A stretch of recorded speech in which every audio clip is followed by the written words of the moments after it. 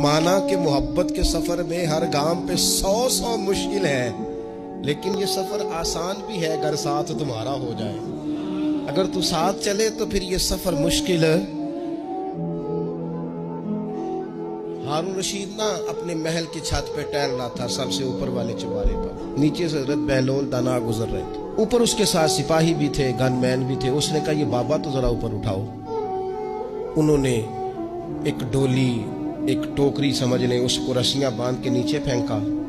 نیچے جو سپاہی تھے ان کو کہا کہ یہ بابا جی کو پکڑ کے اس میں بٹھاؤ۔ انہوں نے جبرن تھاما بابا جی کو، اس میں ڈالا، اوپر والوں نے کھینچ لیا۔ 2-3 منٹ لگے۔ ہارون رشید کے سامنے حضرت بہلول دانا پہنچ گئے تو تھوڑے ناراض بھی ہوئے کہ یہ کوئی طریقہ تو نہیں نا بلانے کا۔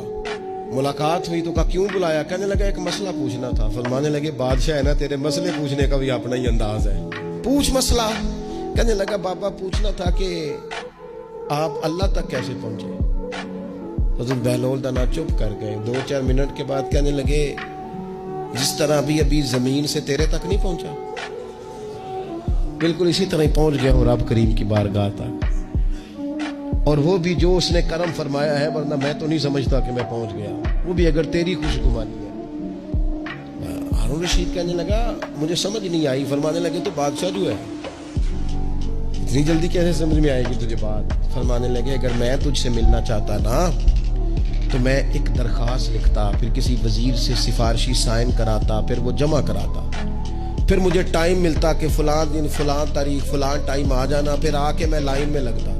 پھر بھی تو بادشاہ ہے، تیرا موڈ بنتا ملنے کا کہ نہ بنتا۔ جب میں چاہتا تو پتہ نہیں کتنا ٹائم لگ جاتا، جب تو نے چاہا ہے نا تو 1 منٹ بھی نہیں لگا۔ فرمانے لگے میں نے دعویٰ ہی نہیں کیا کہ میں جدوجہد کر کے پہنچوں گا، میں نے تو رب کی بارگاہ میں عاجزی کی ہے، پھر رب نے ہی کرم فرمایا ہے، اسی نے مہربانی کی ہے۔ مانا کہ محبت کے سفر میں ہر گام پہ 100 مشکل ہے، لیکن یہ سفر آسان بھی ہے اگر ساتھ تمہارا ہو جائے۔ اس کے کرم کا ساتھ رہا ہے، اس سے عافیت مانگی ہے، اپنے آپ کو اس کے سپرد کیا ہے تو اس نے کرم کر دیا۔